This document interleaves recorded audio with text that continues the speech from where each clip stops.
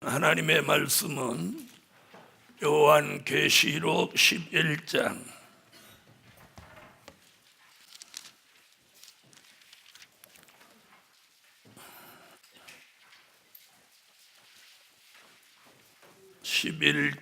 15절 일곱째 천사가 나팔을 불매 하늘에 큰 음성들이 나서 가로되 세상 나라가 우리 주와 그 그리스도의 나라가 되어 그가 세세토록 왕노릇 하시리로다 하니. 아멘. 네, 오늘은 이 도표를 설명하도록 하겠습니다.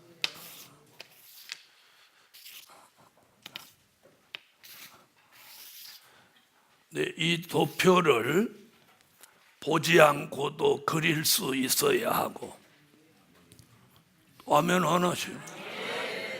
아멘 안 하시는 분은 누구같이 이 위에다가 종이 깔고 이렇게 베껴요. 어렸을 때 지도 그릴 때 그랬잖아. 얇은 종이 깔고 똑같이 베껴가지고. 그래서 이걸 안 보고도 본인이 그려낼 수 있어야 돼요. 자, 그럼 나는 안 보고도 그릴 수 있다는 분 아멘. 자, 요한계시록에서는 인을 떼는 역사와 나팔 부는 역사, 이게 있어요.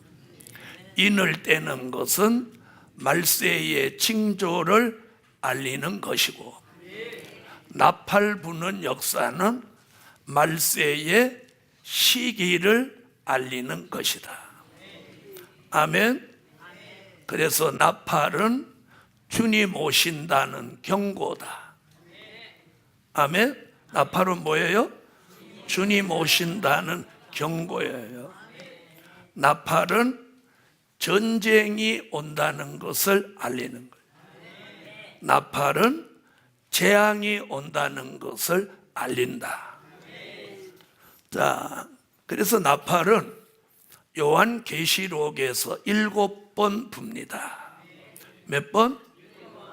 자, 나팔 얘기는 마태복음에서 예수님도 나팔 불고 여러 가지 징조가 있다고 말씀했고, 바울도 고린도 전서에서 나팔 불고 역사에 있다고 했고, 예레미야도 나팔 불고 전쟁이 있다고 했습니다. 그러면 여러 사람들이 나팔 얘기를 했는데 그 중에 가장 기준이 될 만한 이야기가 사도 요한을 통해서 증거한 이 7나팔입니다. 7나팔.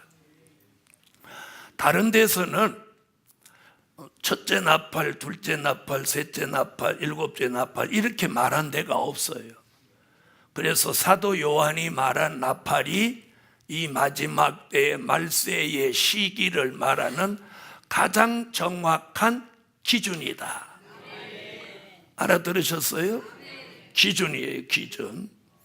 자, 첫째 나팔부터 넷째 나팔까지는 여기다 다 그릴 수 없어서 가장 중요한 게 예수의 재림을 시점으로 해서 전과 후가 가장 중요한 거예요. 그러니까 예수의 재림 전에 무슨 일이 있냐, 재림 후에 무슨 일이 있냐, 이게 우리에게 가장 이슈예요. 이슈. 가장 중요한 거예요. 예수 믿고 특별히 기도하는 사람이라면 뭐가 가장 중요하냐면 주의 재림이에요. 재림. 또 재림을 기다리는 입장에서도 주님이 가시면서 다시 오마 약속하시고 벌써 2000하고도 19년째 들어섰어요. 19년째. 굉장히 중요한 거예요. 네. 이런 때에 이런 도표를 그릴 수 있는 사람, 설명할 수 있는 사람은 미래를 내다보는 사람이에요. 아멘. 미래를 내다보는 사람.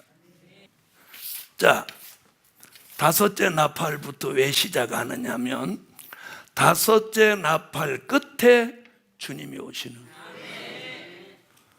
거예요. 잘 들어보세요. 다섯째 나팔 끝에 주님이 오신다 이렇게 설명해야 되는데 어떤 사람은 여섯째 나팔 시작할 때 오신다 이렇게 말하는 거예요. 에? 그런데 들여다보면 같은 얘기지만 그렇게 하면 안 된다는 거예요. 무슨 말인지 아시겠어요? 다섯째 나팔에서 여섯째 나팔로 넘어가면 안 된다는 거예요. 무슨 얘기인지 아시죠? 그럼 잘 들어보세요. 오늘 밤 12시를 놓고 오늘 입장에서 말할 때는 24시, 밤 12시라고 해요. 그렇죠? 근데 내일 입장에서 보면 0시가 되는 거예요. 그러니까 내가 0시다 이렇게 표현하면 내일 입장에서 말하는 거고 밤 12시다 이렇게 말하면 오늘 입장에서 말하는 거예요. 그러나 오늘 밤 12시와 내일 0시는 동시야. 그렇죠? 그런데 동시지만 표현이 다르다 이 말이에요. 다시 말하면 이 밤 12시에서 1초라도 지나가야 내일이 되는 거야. 알아들으셨죠? 그래서 왜 이 얘기를 하냐? 지난번에 누구 시켰더니 여섯째 나팔 불고 주님 오신다 이렇게 얘기를 해버리는 거예요. 그러면 주의 재림이 이쪽 칸으로 넘어가 버리는 거예요. 아멘? 그래서 다섯째 나팔 끝에 주님이 오신다. 자, 다섯째 나팔은 요한계시록 9장 1절로 2절에서 붑니다.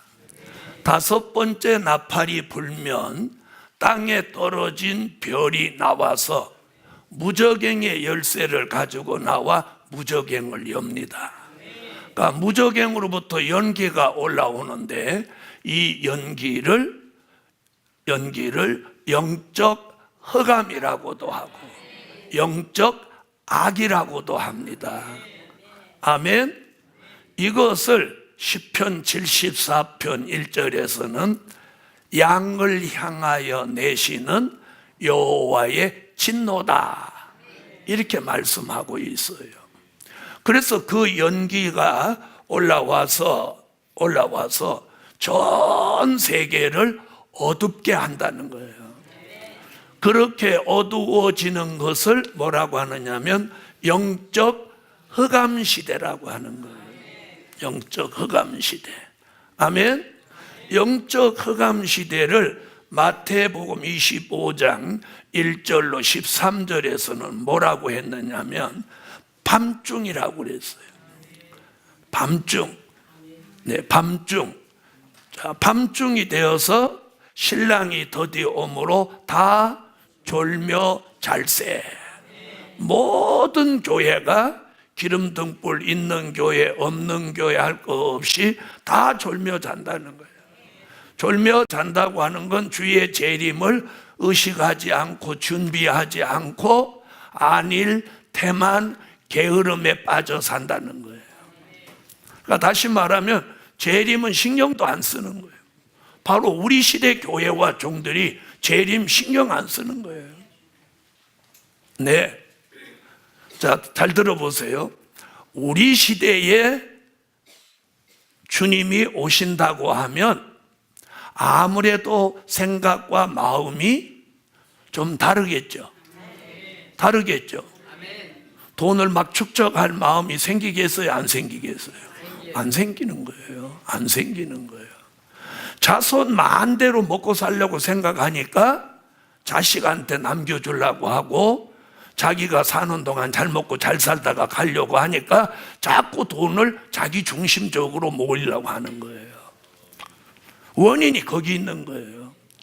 그런데 우리가 사는 이 시대에 우리가 죽기 전에 주님이 오신다 그러면 생각이 금방 달라지는 거예요. 어떻게 달라져? 주를 위해서 뭔가를 하려고 하는 거예요. 아시겠어요? 우리가 그걸 바로 알려면 이 도표를 제대로 알면 분별이 되는 거예요. 아멘. 자, 이래서 교회가 다 졸며 자는 그런 영적 흑암 시대에도 무슨 일이 벌어지냐? 봉함한 책의 말씀이 개봉이 되고 전해져서 해돋는 곳에서 하나님의 인맞은 종들이 한 지파에 1만 2천씩 14만 4천이 이 다섯째 나팔 불고 흑암 시대가 진행되는 동안 채워지는 거예요. 그 수. 아멘. 그 수가 채워지는 거예요. 그 수가 채워지면 예수의 재림을 시점으로 해서 전으로 3년 반 전에 바로 이 시점에서 시작해서 3년 반 날짜로는 1260일 동안 인마진종 14만 4천이 전 세계적으로 나가서 다시 예언을 하는 거예요. 아멘. 다시 예언을 하는 거예요. 세계 어디에 있든지, 미국에 있든지 카나다에 있든지 남미에 있든지 아시아 지방에 있든지 러시아에 있든지 아프리카에 있든지 중동에 있든지 유럽에 있든지 하나님의 인만큼은 해돋는 곳에서 치는 거예요. 그러니까 인을 맞으려면 그 해돋는 데로 와야 돼요. 그걸 그동안 해돋는 데가 어디라고 설명드렸죠?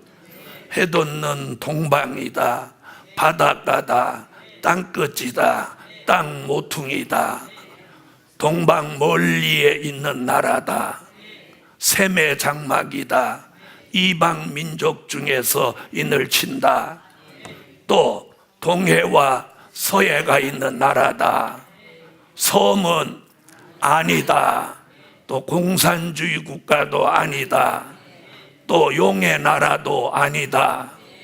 그렇게 다 정리를 하니까 대한민국이라는 거예요. 대한민국이라는 거예요. 그럼 대한민국에서도 아무 데서나 치냐? 아니, 선지서의 말씀이 요한계시록 같이 예언이 성취되는 말씀을 가장 정확하게 전하고 거기에 7영의 역사가 있고 남종과 여종들에게 신이 내리는 그곳에서 하나님의 인을 치는 거예요. 자, 그래서 인마진종 14만 4천이 이제 마지막에 한 곳에 다 모이는 거예요. 모여서 마지막 예배를 드리고 땡 시작하는 거예요. 땡 뭘 시작해? 다시 예언을 시작하는 거예요. 네, 그래 한국에도 있고 일본에도 있고 미국에도 가고 전부 이제 세계적으로 자기 임지를 파송받는 거예요. 자, 그래서 이제 자기 임지가 다 정해지는데 무슨 이렇게 부르는 게 아니에요. 아무개는 카나다, 아무데는 러시아 이렇게 부르는 게 아니고 다 이 마지막 예배 드리기 전에 우리는 여호와의 신이 다 오는 거예요. 다 오는 거예요.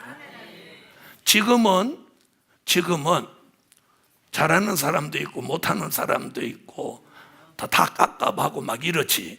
근데 그때는 다 신령해. 아멘해, 아멘.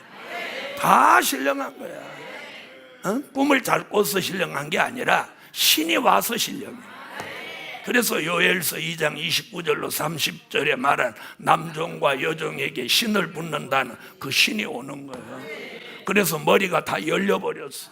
눈이 다 열렸어. 귀가 다 열려있어. 하나님의 음성을 다 들어? 14만 4천 모두가. 아멘. 다시 말하면 모든 걸 다 갖추고 대기하는 거예요. 기분 좋겠죠? 자, 그래서 누가 뭐 14만 4천 명단을 가지고 아무개는 아프리카, 아무개는 뭐 호주 이랬더니 나 호주 싫어, 미국 갈래 막 이러는 게 아니야. 그렇게 하면 얼마나 복잡해지겠어. 맞아요, 안 맞아요? 그리고 시간 쓸데없는 시간 가고. 그게 아니고 예배 딱 드리고 모두 통성으로 한번 기도하면 자기 임지 다 알고 있어. 자기 어디로 가야 되는지, 그리고 자기 영적인 파트너 누군지 다 알아. 신이 왔는데 뭘 몰라. 신이 왔는데. 그래서 아마 두 사람씩 아마 짝을 지어 가지 않을까. 이렇게 하면 부부간에 갔으면 딱 좋겠다 이러는 사람도 있을 거고, 아이고 부부간에는 안 갈래, 거기 가서 또 싸우게 이러는. 그때는 안 싸워. 신이 와갖고 인간성, 죄악성 다 죽고 신의 성품이 이루어졌어. 그래서 부부끼리 가는 사람도 있고 따로따로 가는 사람도 있고 섞어서 가는 사람도 있고 그럴지 몰라. 나도 몰라. 그날 가봐야 알아.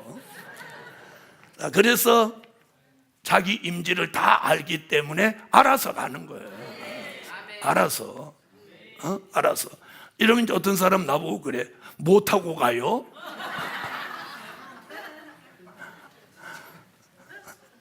비행기 타고 가지. 자, 어쨌든 자, 임지로 다 갑니다.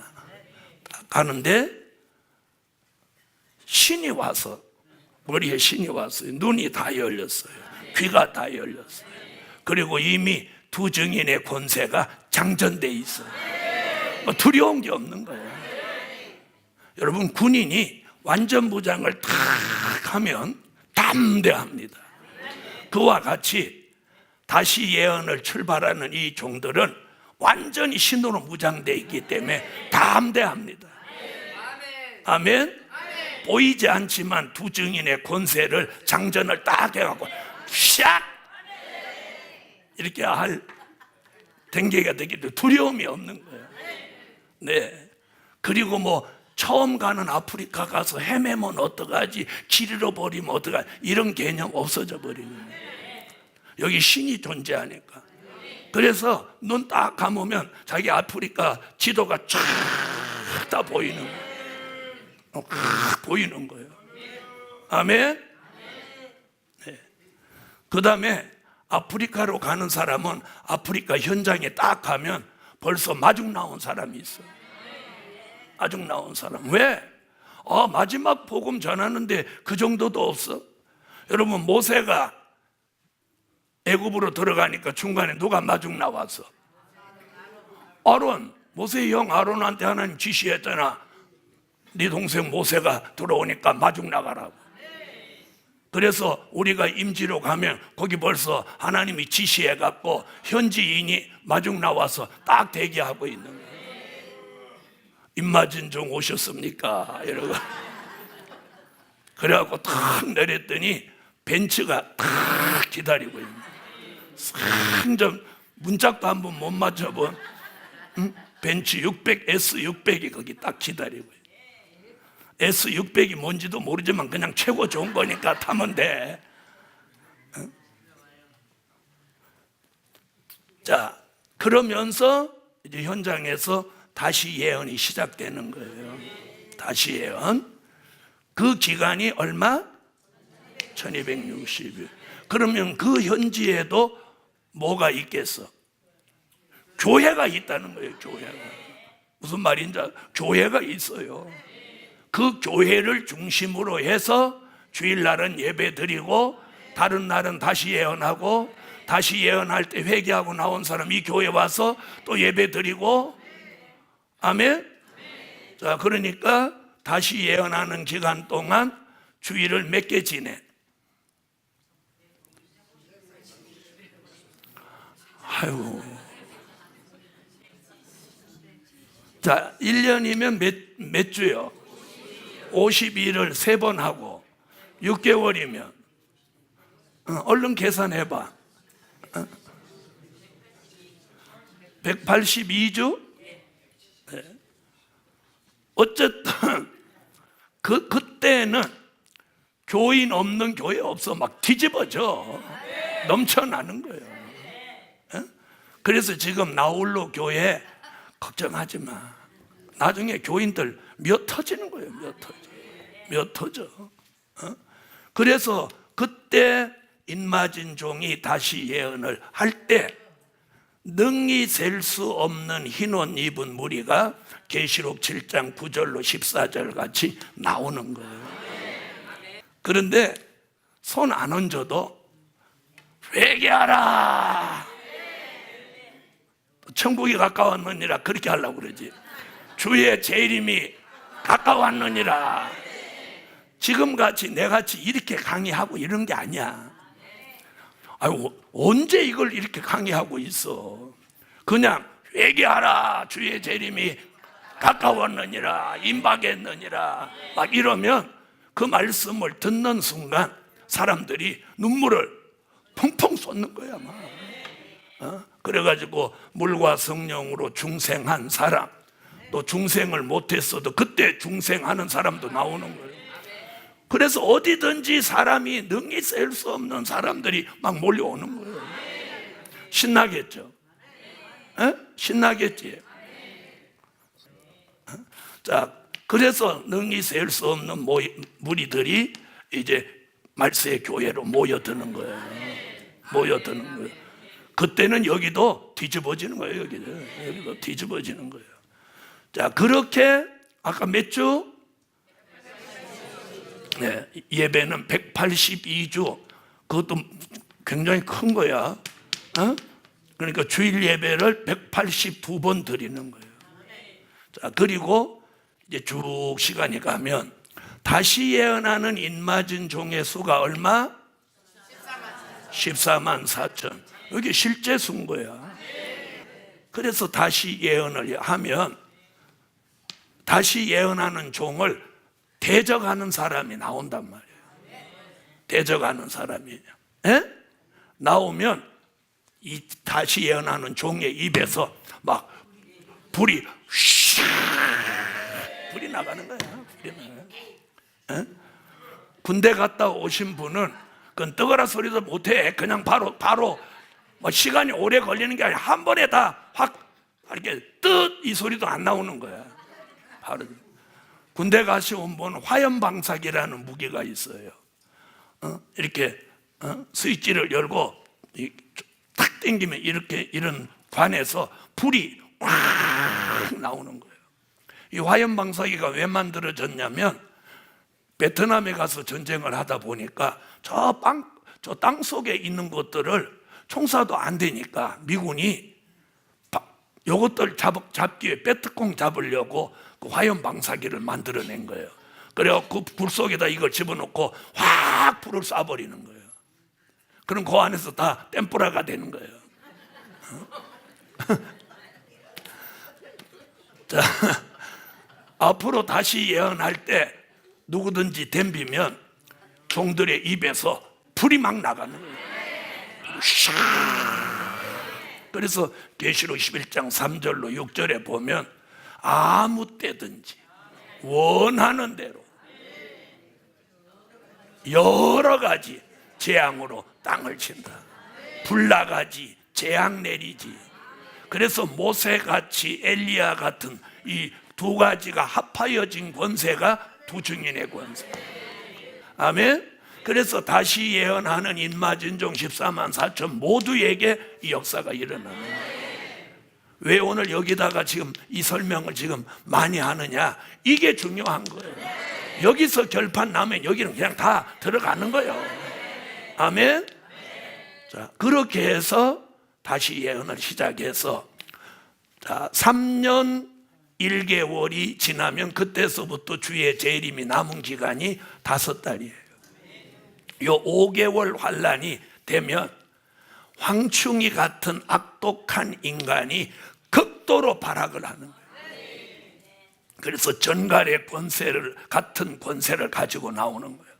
인마진 종이 두 증인의 권세를 가지고 나오니까 이것도 전갈의 권세를 갖고 나오는 게 아니라 권세, 같은 권세를 가지고 나오는 거예요. 그러니까 권세가 아니고 흉내내는 거예요. 아시겠어요? 자, 그래서 황충기가 나와서 사람을 쏘는데 얼마나 그게 가슴이 아프고 고통이 심한지 죽기를 구한다. 그런데 5개월 환난 동안은 사망이 동결돼서 죽음이 저희를 피하리로다. 이게 계시록 9장 5절로 6절의 말씀이에요. 그러니까 5개월 환난이 되면 죽을 수가 없는 기간이에요. 자, 그러면 영혼 구원은 육체가 죽어야 영혼 구원 받죠. 그런데 육체가 안 죽으니까 영혼 구원이 받을 수가 없죠. 그래서 5개월 환난 직전까지 영혼 구원이 끝나고 5개월 환난에는 이제 영육 구원이 시작되는 거예요. 자, 그러면 5개월 환난에 들었으면 하나님의 인마진 종들의 눈에 어디가 보이냐면 예비처가 보이는 거예요. 예비처. 그래서 인마진 종들이 5개월 환난 후반부쯤에서 예비처로 이 흰옷 입은 무리들을 다 인도하는 거예요. 이게 계시록 12장 6절, 12장 13절로 16절에 나오는 예비처. 아멘. 그런데 어떤 분은 뭐 페트라성이라고 자꾸 주장하는 거예요. 성경에 그런 말씀은 계시록에 없어. 예비처. 아멘. 여기 들어가는 거예요. 들어가고 인맞은 종은 이제 1260일이 끝나는 시점에서 3일 반쯤 전에 일제히 다 쓰러져 죽는 거예요. 그냥 자살하는 것이나 또 아니고 그냥 쓰러져 죽는 게 아니라 황충이 같은 악독한 사람들로부터 공격을 받는 거예요. 그 전에는 공격하면 뭐가 나가? 불이 나갔는데 요 죽을 때쯤 돼서는 공격해도 불이 안 나가는 거예요. 아멘. 다시 말하면 하나님이 무장을 해제시켜서 쉬 해도 안 나가는 거예요. 그래서 3일 동안 죽는 거예요. 아멘. 그래서 계시록 11장 7절로 11절에 보면 3일 반 동안 성길에 시체로 쓰러져 있는 거예요. 정말 시체가 되는 거예요. 3일 반이 딱 되면 생기가 들어오는 거예요. 계시록 11장 11절에 생기가 들어올 때 그때 누가 먼저 살아나느냐면 지금까지 주를 위해서 순교한 계시록 6장 9절로 11절에 있는 그 순교자들이 살아나는 거예요. 그리고 바로 뒤따라서 인맞은 종이 살아나는 거예요. 아멘. 살아나자마자 공중에 오신 주님이 계시록 11장 12절에 이리로 올라오라 음성이 들리는 거예요. 그 음성이 들리자마자 순교자와 인맞은 종들이 자기가 복음 전하고 쓰러져 죽었던 그 현장에서 살아나가지고 그 현장에서 올라가는 거예요. 올라가려고 또 한 곳에 다 모이는 게 아니에요. 아멘. 그래서 14만 4천이 마지막 예배를 드리고 헤어지면 이 지상에서는 다시 못 만나고 공중 주님 앞에 가서 만나는 거예요. 아멘. 그러면 보세요. 여주에서도 올라가고 이천에서도 올라가고 서울에서도 올라가고 전 세계에서 일제히 올라가는 거예요. 큰 순간에 어마어마하겠죠.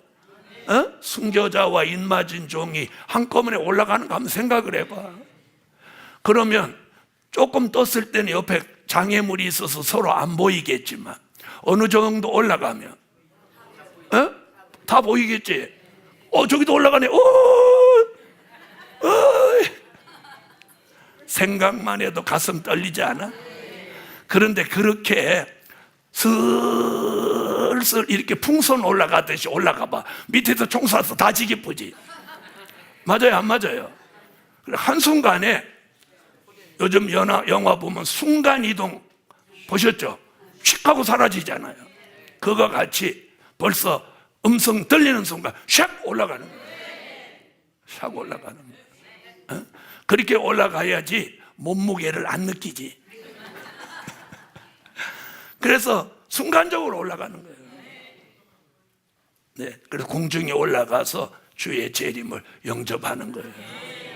그래서 공중에서 머무는 거예요.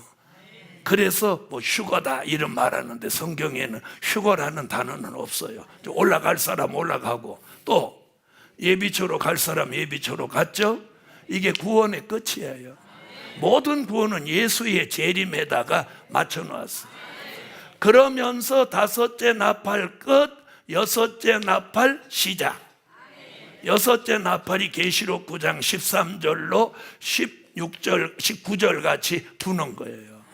그러면 유프라데에 있는 강가에서 중동 전쟁이 일어나는데 이 전쟁에서 지구의 10분의 1이 초토화되고 핵전쟁이 일어나는데 이 전쟁으로 지구의 인구의 3분의 1이 다 죽는 거예요.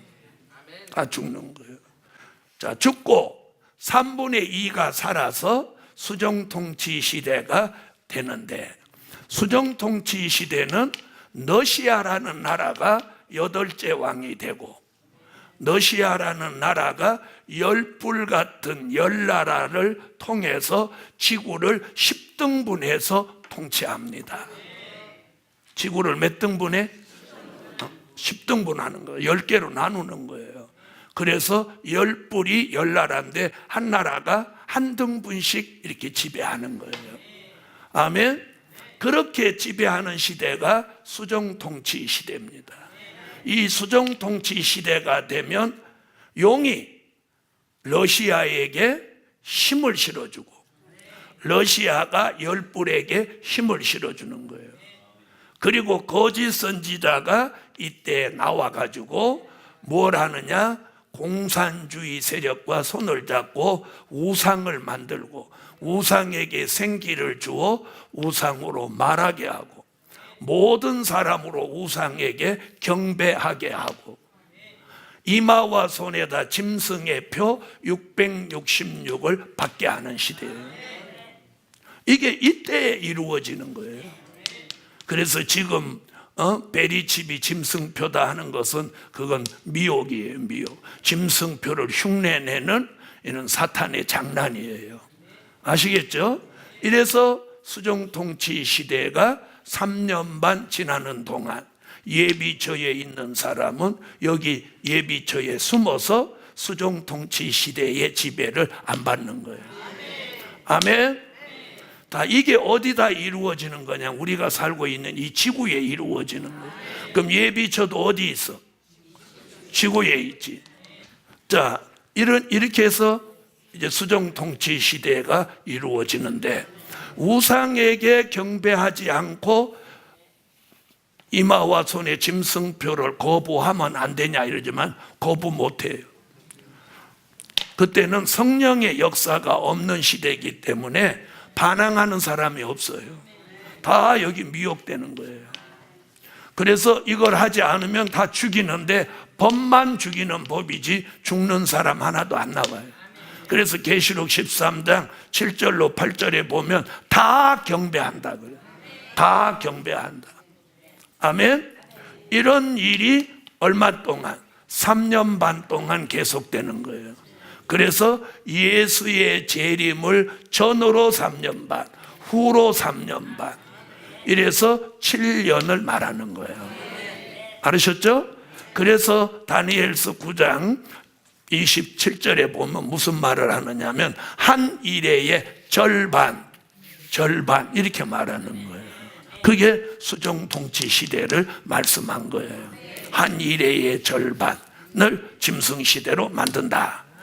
자, 이래서 3년 반이 끝나면 공중에 계시던 예수님이 순교자와 인마진 종을 대동하고 계시록 14장 1절 같이 이 지상에 강림하시는 거예요.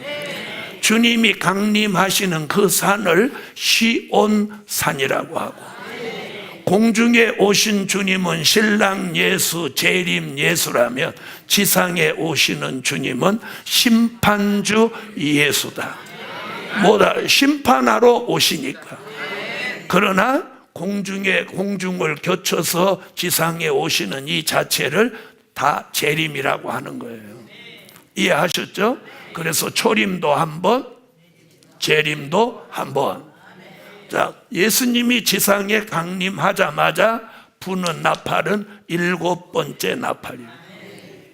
자, 이 7번째 나팔을 불면 이 수정통치 시대 사람들을 심판하는 거예요. 그 심판을 산자의 심판이라고 하고, 심판하시는 방법을 계시록 16장 진노의 7 대접 재앙으로 심판하는 거예요. 자, 이 심판이 시작되기 전에 예비처에 있던 사람들을 하나님이 보호처라는 곳으로, 계시록 15장 2절로 4절 같이 보호처라는 곳으로 다 옮기는 거예요. 예비처도 보호처도 다 이 지구 안에 있는 거예요. 아멘. 보호처는 어떤 곳이냐? 히브리 민족이 애굽에 10가지 재앙이 내려도 고센 땅에는 재앙이 내렸어요, 안 내렸어요? 고센 땅이 다 애굽에 속한 땅인데도 고센 땅에는 재앙이 안 내렸어요. 이와 같이 지구에 재앙이 내려도 고센 땅에 이 보호처는 재앙이 안 내리는 거예요. 괜찮으면 아멘. 자, 이래서 진노의 7 대접 재앙을 쏟는데, 첫째 대접은 이 수정통치 시대에서 짐승표를 받은 사람들 몸에서 독종이 올라오는, 온 몸이 다 부풀어 올라오는 거예요. 그래서 피고름을 철철철철 흘리는데, 현대 용어로 말하면 이게 피부암이에요. 피부암. 온 몸이 피고름이 나면 피부암이에요. 그 다음에 두 번째는 바다가 피가 되니까 바다에 있는 어족이 다 녹아버리는 거예요. 세 번째는 강과 물샘이 다 피가 되니까 사람들이 물 대신 다 피를 마시게 되는 거예요. 이런 무서운 재앙. 넷째가 대접을 쏟으면 해가 번세를 받아가지고 햇빛을 보는 사람 다 바싹바싹바싹 다 타버리는 거예요. 이것이 재앙이에요. 자, 다섯 번째 재앙이 오면 갑자기 지구가 캄캄해지는 거예요. 옛날에 애굽에도 3일 동안 캄캄했던 때가 있었죠. 그런 재앙이 또 오는 거예요. 그 다음에 여섯째 대접을 쏟으면 오늘 새벽에 설교했죠. 마지막 전쟁, 아마겟돈 전쟁이에요. 용과 짐승과 거짓 선지자와 악인들이 예수님한테 덤비는 전쟁이에요. 이것을 아마겟돈 전쟁이라고 합니다. 이 전쟁에서 용을 잡아서 무적행에다가 1000년 동안 가두는 거예요. 아멘? 가두고 짐승과 거짓 선지자들은 잡아가지고 바로 어디로 보내느냐 하면 계시록 19장 19절로 20절 불못에 산채로 갖다 집어넣어버려요. 아멘. 그리고 우상에게 절하고 짐승표 받은 이것들은 다 죽여갖고 그 영혼을 어디로? 음부로 갖다 보내버리는. 그러면 다 끝났죠? 이 지구에 있는 생명체 다 끝내버린 거예요. 그럼 누구만 남았냐? 예수님, 순교자, 인맞은 종, 보호처에 있는 사람들. 이 사람들만 남은 거예요. 그럼 이런 재앙이 내릴 때 순교자와 인맞은 종은 피해를 받냐 안 받냐? 안 받아요. 왜? 몸이 변화체가 됐어요. 그래서 이사야 43장 2절에 물 가운데 지날 때에 물이 침몰치 못할 것이며 또 불이 너를 태우지 사르지 못하리라. 그 말씀이 이루어지는 거예요. 아멘. 그래서 재앙을 내리고 이렇게 해도 인마진종과 순교자는 아무 피해가 없어. 그래서 고린도전서 15장 51절 54절 같이 순교자는 부활체, 인맞은 종은 변화체. 아멘. 자, 그리고 일곱째 대접을 쏟으면 우박이 하늘로 쏟아지는데 한 덩어리가 약 40kg짜리가 떨어지는 거예요. 20kg짜리 쌀 2포대가 뭉친 것 같이 떨어지는 거예요. 그럼 이 지구에 있는 모든 게 전부 다 초토화되는 거예요.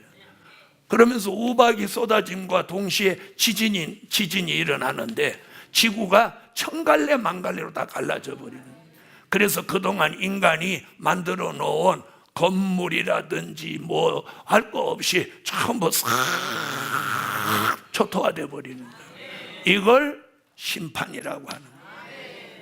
이런 심판이 내려도 보초에 있는 사람은 아무 피해를 안 받는 거예요. 이래서 심판이 끝나면 지구가 통째로 에덴 동산 같이 회복이 되는 거예요.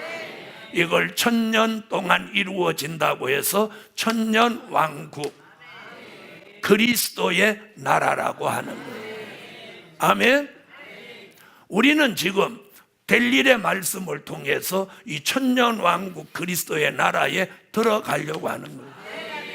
아멘. 자, 그래서 순교자 인맞은 종은 예수님을 따라서 천년왕국 안에 요 사랑하시는 성에 들어가는 거예요. 어디? 사랑하시는 성.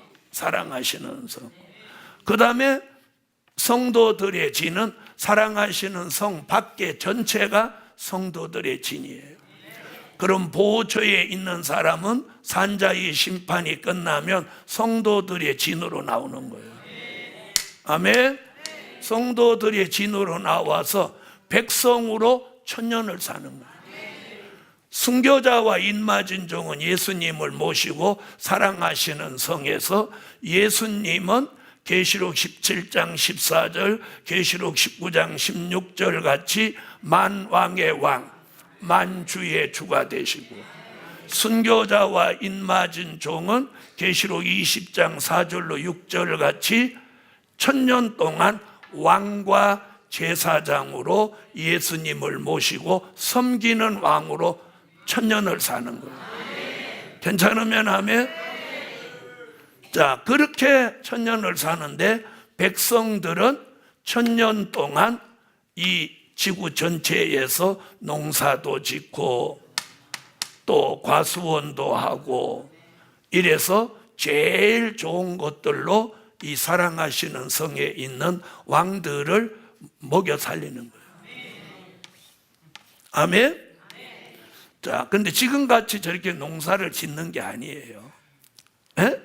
지금같이 농사 지면 천년왕국에서 얼마나 백성의 삶이 고달프겠어요. 그렇죠? 그러면 그 사람들이 뭐라 해서 아니 나 그냥 천년왕국 뿌리치고 나 낙원에 갈란다. 그런 사람 나오지 않겠어요? 그래서 거기는 이렇게 뭐 갈고 뭐 가꾸고 농약 치고 뭐 잡초 제거하고 이러는 게 아니에요. 에? 저절로 나는 거예요. 저절로. 자, 에덴 동산에 하나님이 빛이 있으라 하니까 빛이 있었고, 물은 한 곳으로 모이라 하니까 모여서 바다가 되고, 묻이 드러나니까 하나님이 씨 뿌려서 저절로 올라오게 했어요.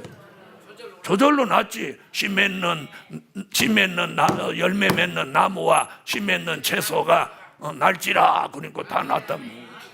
응?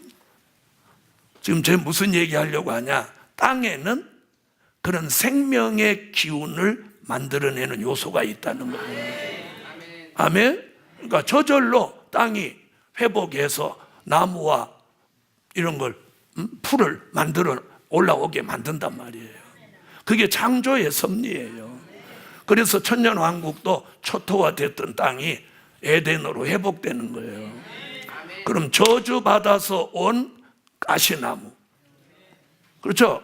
가시나무가 저주받아서 온 거잖아요. 그럼 어떻게? 나무가 다 죽어버리나? 아니, 가시만 쪼르륵 다 떨어져 버려요. 가시만 뚝 떨어지면 정상적인 나무잖아. 저주가, 그러니까 땅이 저주가 풀리니까 지금은 저주받은 땅이라 어떻게? 곡식은 안 되고 잡초는 잘 되고 이러죠. 그때는 반대야.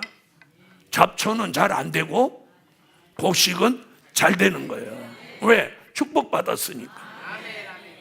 그 다음에 남자는 땀 흘리지 않아도 돼. 왜? 저주받아서 땀 흘리라고 했으니까. 여자는 1000년 동안 아이를 낳아도 배 하나도 안 아파. 해산의 고통이 뭘로 온 거야? 범죄에서 온 거니까. 안 그러면 지금같이 그렇게 고통스러운데 1000년을 애 낳으라고 그래봐. 여기 갈 사람이 어디 있어? 맞아요, 안 맞아요? 여기 뭐하러 가겠어? 아니, 나 죽어서 여기 갈란 차라리. 그래서 사랑하시는 성에 들어간 사람들은 체질이 거룩해져. 아멘. 베드로전서 1장 16절, 내가 거룩하니 너희도 거룩할지니라. 거룩해진 순교자, 거룩해진 인마진 종만 거룩하신 예수님을 모시고 여기 사는 거예요. 그럼 천년왕국의 백성으로 살아가는 사람은 이사야 33장 24절, 사죄함을 받은 백성은 병들었노라 하지 아니한다. 병도 들지 않고 늙지도 않고 또 땀 흘리지 않아도 돼. 그냥 곡식이 그때는 화식이 없어. 생식이야. 그래서 나무 열매만 먹고 채식만 하는 거예요. 아멘? 그냥 다 열린 바나나 따다가 먹는 거예요. 따기 싫으면 그 자리에서 현장에서 먹어치우고 끝나면 돼. 지금같이 아침, 점심, 저녁 이렇게 챙겨 먹일 이유가 없어. 없어. 자, 그래서 이 백성들이 농사를 짓는 것이, 농사를 짓는 게 뭐 씨 뿌리고 가꾸고 이렇게 하는 게 아니라 따면 되는 거예요. 따면. 그런데 천년왕국은 달빛이 햇빛 같고 햇빛은 7배로 밝아지는 거예요. 네? 그러면 어떤 현상이 일어나느냐? 바나나가 7배로 커지고 당도 맛이 7배로 좋아지는 거예요. 그래서 바나나 한번 이렇게 먹으면 막 입을 못 다물어. 우와, 이렇게 맛있을 수가 있나? 오마이 할렐루야. 오마이 가스로 안 가고 오마이 할렐루야로 가는 거예요. 그러면 바나나가 제일 긴 게 지금은 30cm, 20cm 정도인데 20cm가 7배면 27이 14, 1m 40, 30cm짜리는 37은 21, 2m 10cm. 굵기는 지금은 뭐 요 정도 되는데 바나나가 이렇게 굵어져. 이렇게 굵은 게 2m. 바나나를 혼자 이렇게. 그러면 한 송이 12개쯤 매달렸다고 하면 그 한 송이가 어찌 되겠어요? 1톤 차에다 실어야 돼. 아마 그때는 차가 없을 거야. 그래서 마차로 옛날로 돌아가는 거야. 차가 있으면 공해가 생기잖아. 맞아요, 안 맞아요? 자, 자동차를 운행하려면 어떻게 해야 돼? 경유를 또 기름을 뽑아 올려야지. 그걸 정제를 해야지. 그 자체가 오염되는 것들이야. 맞아요, 안 맞아요? 그러니까 제일 쉬운 게 뭐예요? 우마차 타고 이렇게 덜덜덜덜 다니는. 그리고 지금이니까 막 분주하게 다니지. 그때는 다닐 일도 없어. 어디 갈 건데? 어디 갈 건데? 돈 벌을 이유도 없어. 다 막 땅이 막 풍요로워가지고, 만약에 성산 같으면 여기도 그냥 뭐 천지가 먹을 거야.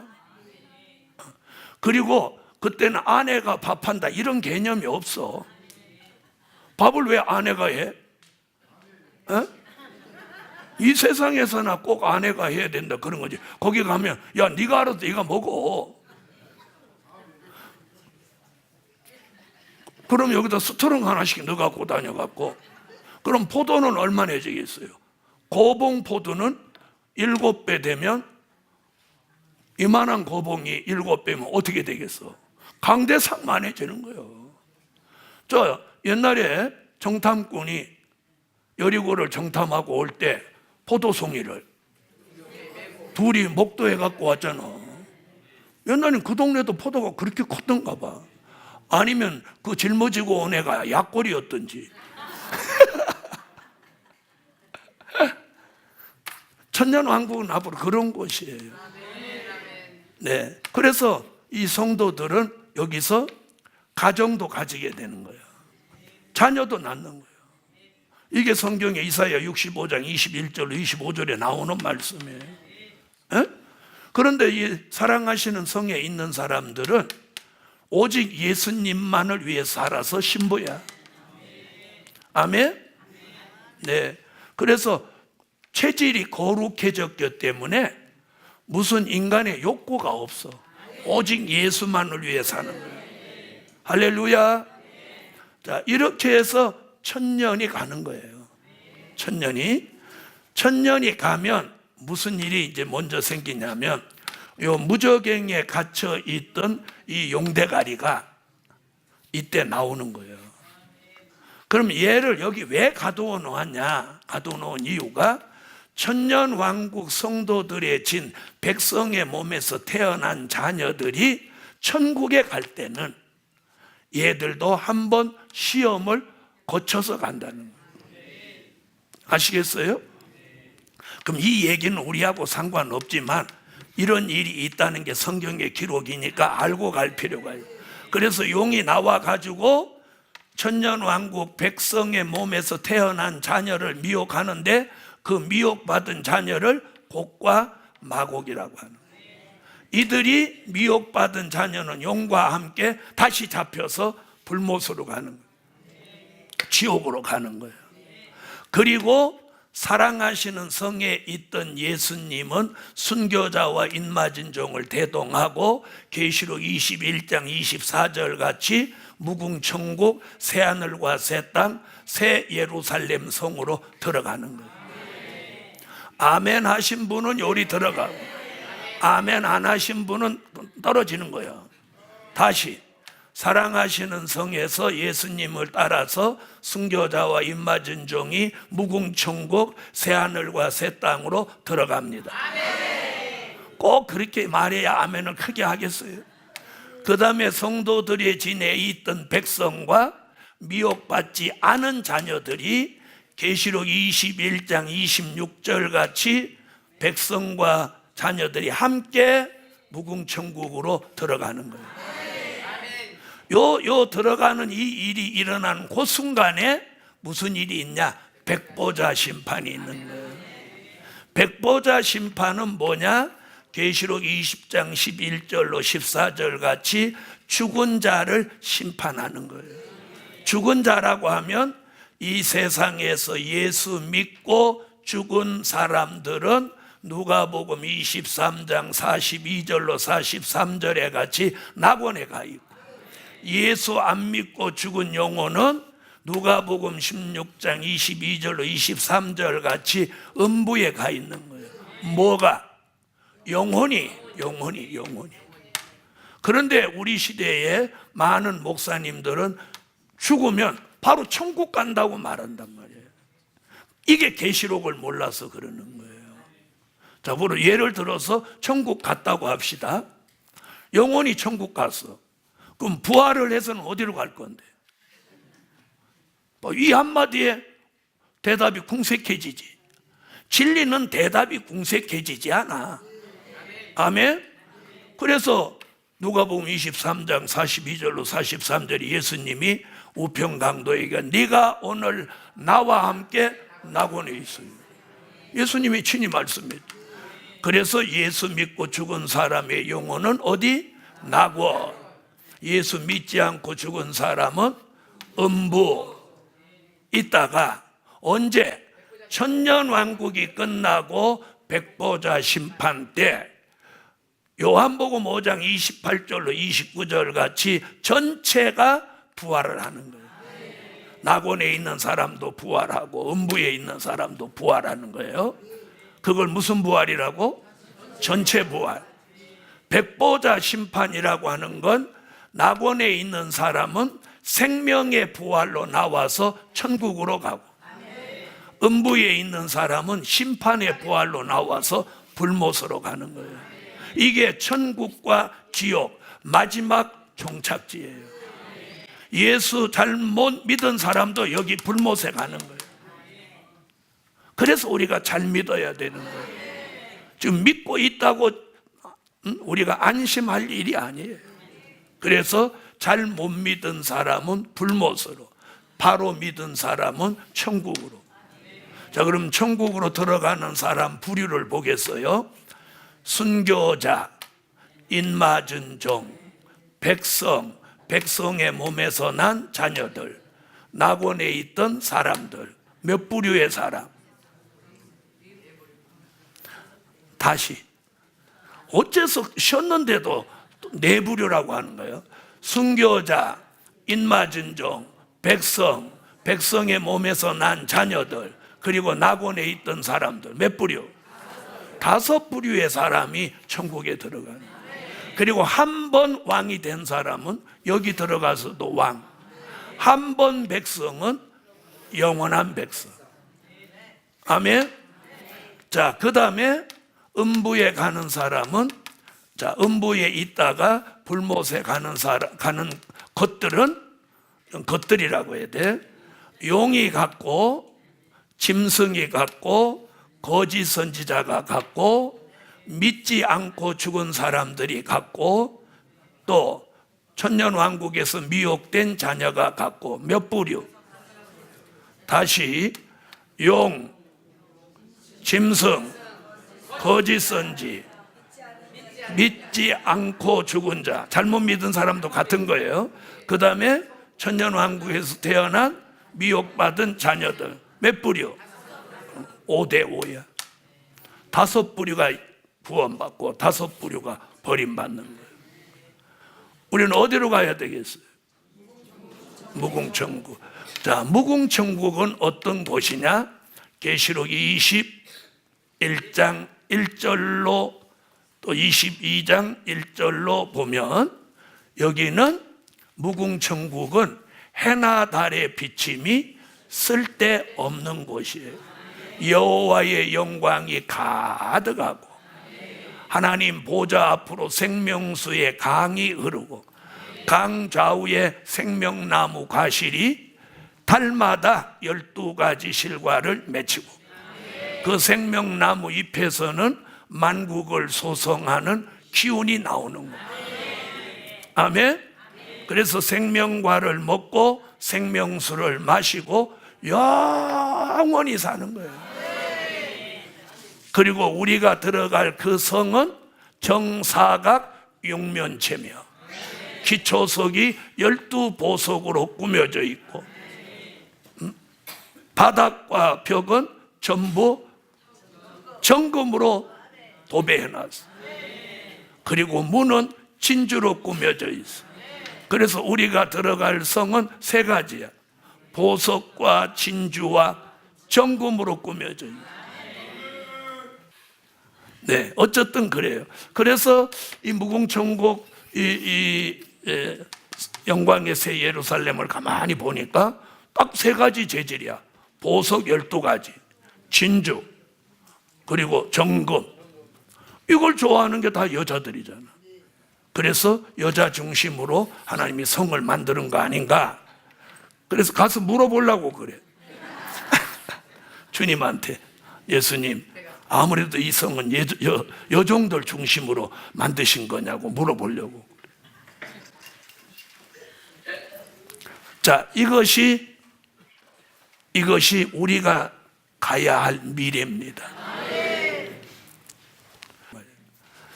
자, 그래서 이 복음의 선두에 서시려면 이 도표 정도는 머릿속에 들어가 있어야 돼요. 성경 구절까지 다 들어가 있어요. 그래서 안 보고도 그리고, 그린 걸 설명하고, 그렇게 하면 다른 말씀도 다 열리게 돼요. 기도드립니다.